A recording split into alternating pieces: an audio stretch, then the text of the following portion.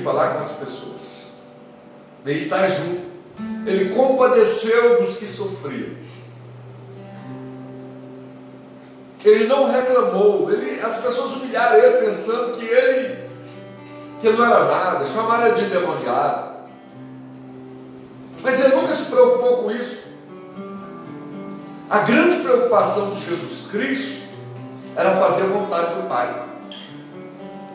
Mas ele sabia tudo que estava por acontecer. Então ele fala: ninguém toma a minha vida, eu dou a minha vida. Eu tenho poder para dar a minha vida, para tomar a minha vida de volta. O Cristo que nós pregamos, o Cristo da Bíblia, às vezes para alguém até hoje é um dia de compadecer dele, como se ele fosse um perdedor, coitadinho. Ele é poderoso, criou os céus e a terra. João, no primeiro capítulo, diz que no princípio ele estava com Deus e era Deus, e sem ele nada do que foi feito se fez. E o livro de Atos chama ele de um autor da vida.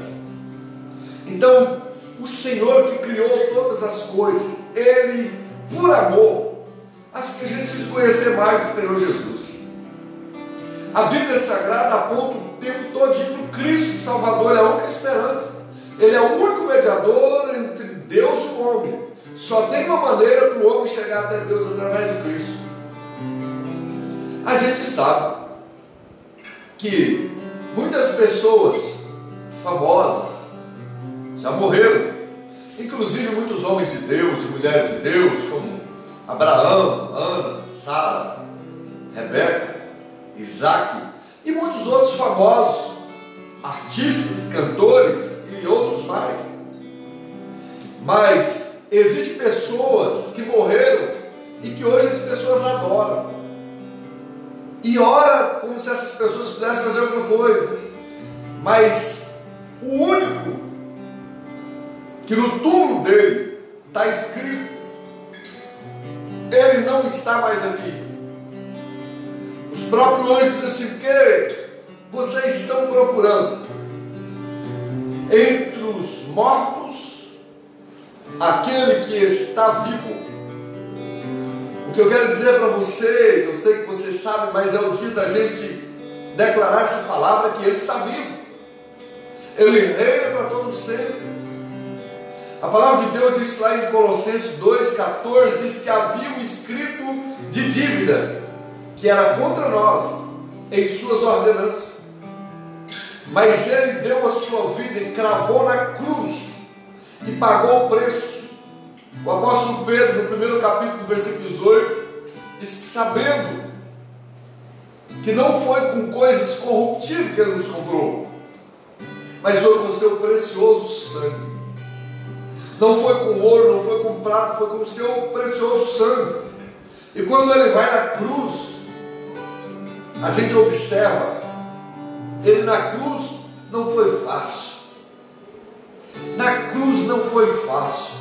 Carregar a cruz, muita dor, muito sofrimento, sabe, ele sendo ferido, coroa de espinho na sua cabeça, mas ele tinha um propósito, ele tinha um lugar para chegar, ele não reclamou, ele foi como ovelha muda perante os teus tosqueadores. A cruz está pesada, apanhando, derramando o seu sangue, sendo levantado no madeiro, mas ele vai até o fim, pensando em mim, pensando em você. E lá na cruz, do seu lado esquerdo tinha um malfeitor, e do seu lado direito também tinha um.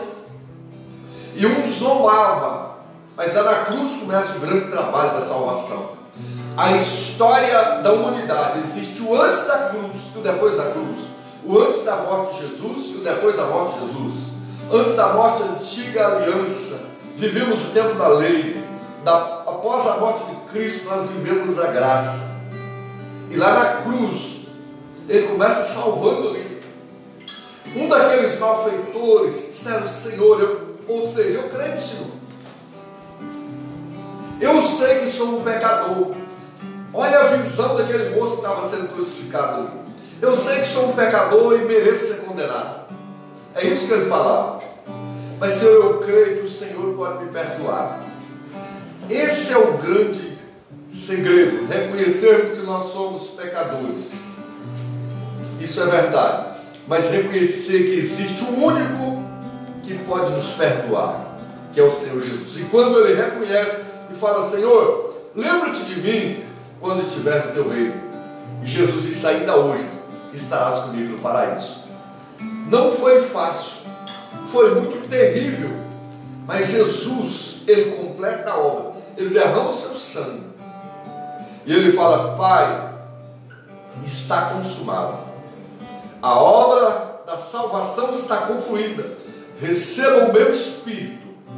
Naquele momento há um terremoto naquele lugar, naquele momento ali houve trevas naquele lugar, e houve temor na vida de muitas pessoas naquele lugar, e alguém que não crê, já disse assim: verdadeiramente, esse é o Filho de Deus.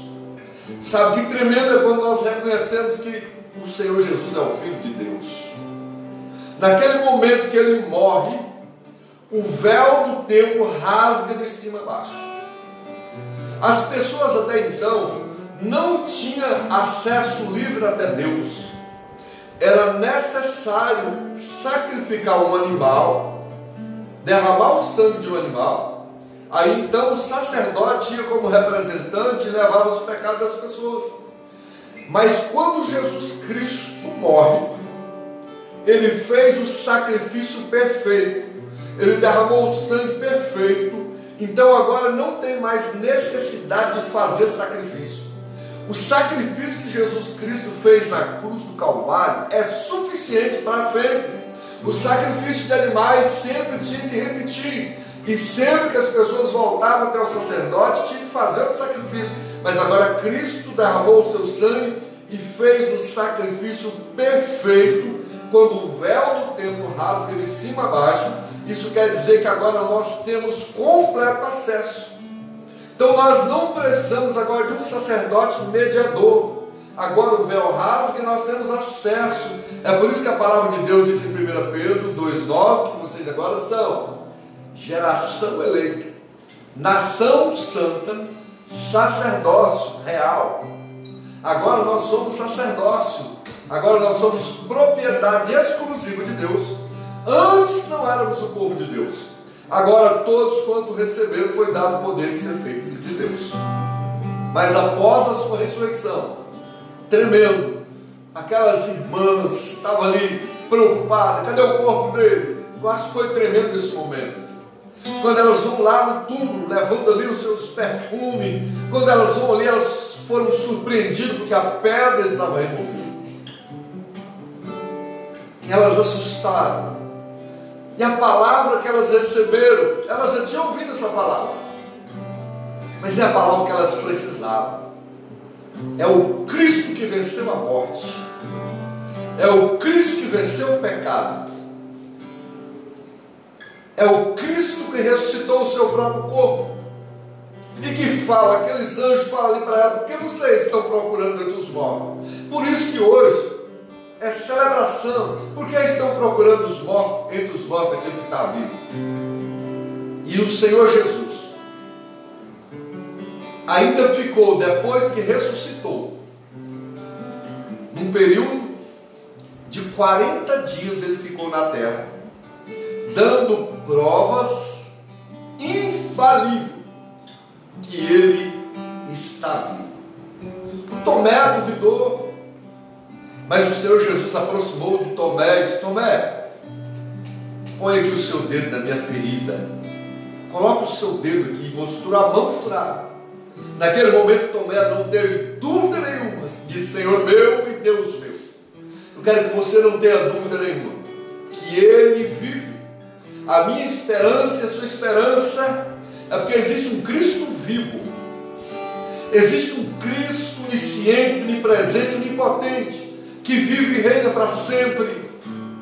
Um Cristo que revelou um amor incomparável, e o prazer dele é salvar, e todo aquele que invocar o Senhor será salvo. A palavra de Deus diz que aquele que tem o Filho tem a vida. O que tem Cristo não será condenado, mas o que não tem Cristo já está condenado.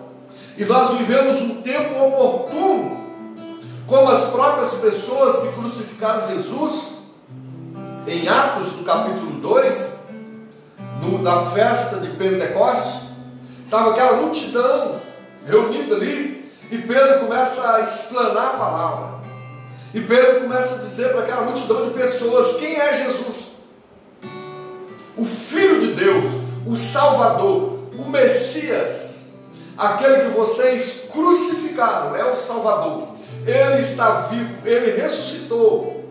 E Pedro fala, arrependa dos seus pecados.